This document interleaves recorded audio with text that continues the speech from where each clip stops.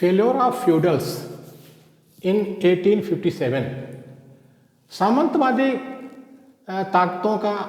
ताकतों की असफलता 1857 में, ये सेकंड पार्ट है। दूसरा पार्ट जो सामंतवादी जो ताकतें थी जो 1857 की लड़ाई लड़ रही थी, अपनी आज़ादी की लड़ाई लड़ रही थी, तो वो जो असफल हो गई हैं उस लड़ाई में, उसके कुछ कारण थे। तो कुछ एक कारण ये था, the shape of revolt of 1857 AD was feudalist. जो 1857 के विद्रोह का जो स्वरूप था, जो उसका शेप था, वो सामंतवादी था। सामंतवादी मतलब ये होता है कि जो सामंत लोग थे उस समय, वही लोग अंग्रेजों से लड़ रहे थे, आम जनता उसमें शामिल नहीं थी। आम जनता उसमें शामिल नहीं थी, इसलिए एक छोटा सा एक वर्ग था सामंतों का, वो अपने अधिकारों के लिए अंग्रेजों से लड़ रहा था। Kings of Patiala, Jind, Gwalior, Hyderabad supported Britishers.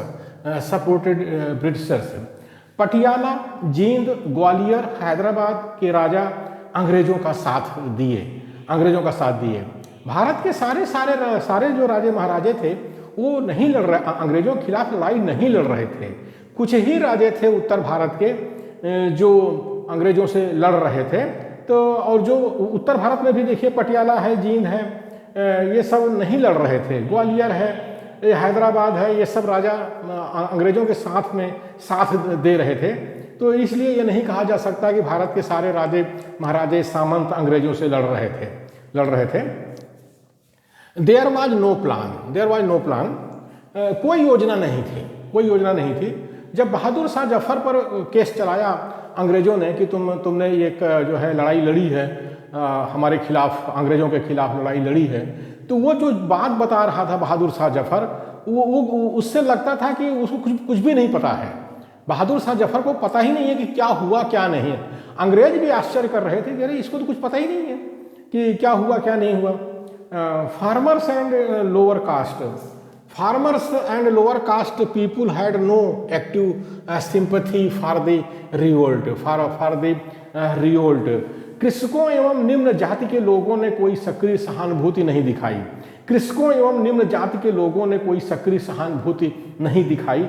अब देखिए, जो नाना साहब थे, एक नेता थे 1857 की लड़ाई में, वो अपने को पेशवा घोषित कर दिए। अब पेशवाओं के शासन में क्या होता था, कृषकों के साथ, जो किसान थे उनके साथ क्या होता था, वो ज़्यादातर शूद्र थे, तो उनके साथ क्या होता था, उनसे जो टैक्स वसूलते थे, कोड़े मार कर वसूलते थे, उनके नाक में मिर्च की धुआं देते थे और उनके नाभि में जो है बारूद लगा के उनको उड़ा देते थे, मार देते थे, उनके बच्चों पर गर्म तेल के छींटे मारते थे। ये तो हुआ किसानों के साथ पेशवा शासन में ये होता था।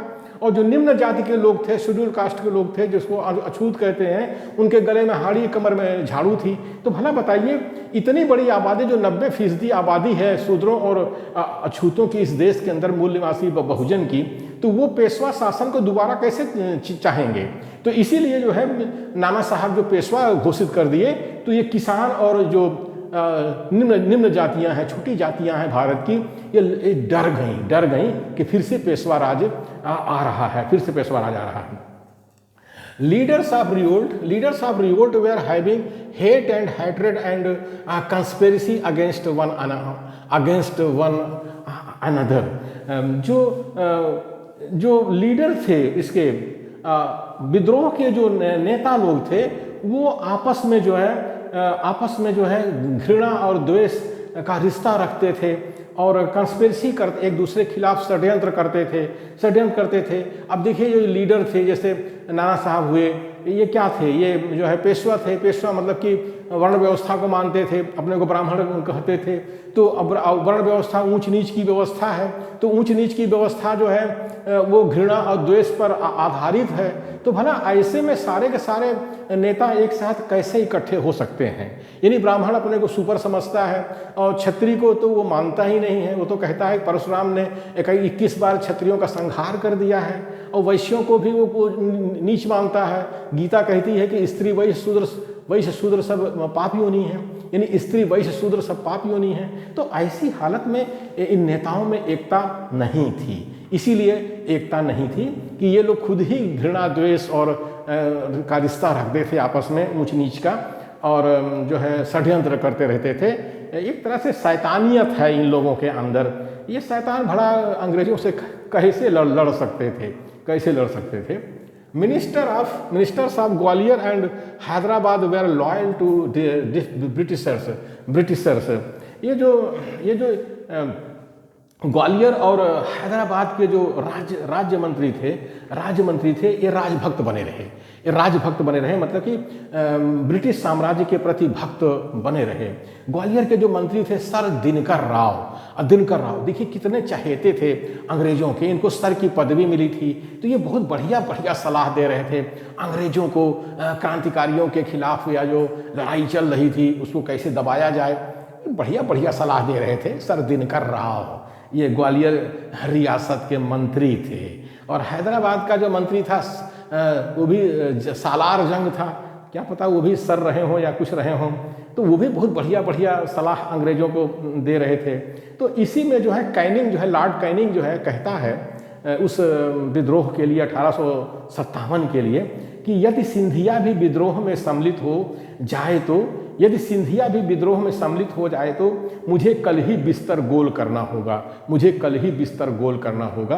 यानी ग्वालियर के सिंधिया का इतना बड़ा महत्व था, ये कैनिंग के उससे आता है, कैनिंग के बयान से आता है। अब आप सोच सकते हैं कि सारे के सारे सामंत भी एक साथ मिल करके लड़ाई नहीं लड़ रहे थे। इससे तो यही लगता है It is difficult to avoid the conclusion that the so-called war of 1857 was neither first nor national nor a war of Indian independence।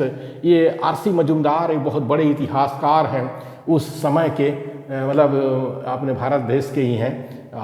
ये लिख रहे हैं कि it is difficult to avoid the conclusion, मतलब वो कह रहे हैं कि अंत में यह सिद्ध होता है कि यह तथाकथित प्रथम संग्राम ना तो प्रथम न राष्ट्रीय तथा ना ही स्वतंत्रता संग्राम था। आरसी मजुमदार कहते हैं कि ये जो संग्राम था 1857 का, इसको प्रथम नहीं कहा जा सकता, ना इसको राष्ट्रीय कहा जा सकता है और ना ही इसको स्वतंत्रता संग्राम कहा जा सकता है, क्योंकि 1857 से पहले भी भारत के जो मूल निवासी हैं, खास करके जो हमारे आदिवासी हैं जंगलों में, वो अंग्रेजों से लड़ाइयाँ लड़ रहे थे। सिद्धू कान्हू का ले लीजिए, तिलका मांझी का ले लीजिए, ये सब बड़ी जो है लड़ाइयाँ लड़ रहे थे। भीलों का विद्रोह था, संथालों का विद्रोह था, ये सब लड़ाई लड़ रहे थे। तो कैसे कहा जाए कि 1857 ही प्रथम स्वतंत्रता संग्राम था? वो बेचारे जो लड़ाई आदिवासी लड़ रहे थे तो आज भी लड़ रहे हैं। आज जो है गोरे अंग्रेज भले चले गए भारत देश से, लेकिन काले अंग्रेज तो सत्ता में आ गए हैं। यही काले अंग्रेज थे जिनके पुरखे जो है 1857 की लड़ाई अपने अधिकारों के लिए लड़ रहे थे। सही देखा जाए तो 1857 की लड़ाई जो है गोरे अंग्रेज और काले अंग्रेजों की लड़ाई थी। ये हमारे भारत के मूल निवासी बहुजन की लड़ाई नहीं थी, SC ST OBC माइनॉरिटी की लड़ाई नहीं थी, जिसकी भारत देश में 90% जनसंख्या है। ये कुछ मुट्ठी भर सामंतवादी लोग थे, फिर से सामंतवादी व्यवस्था, पेशवाई लागू करना चाहते थे भारत देश के अंदर। ये लड़ाई उनकी थी अंग्रेजों से, यानी गोरे अंग्रेज और काले अंग्रेजों की लड़ाई थी।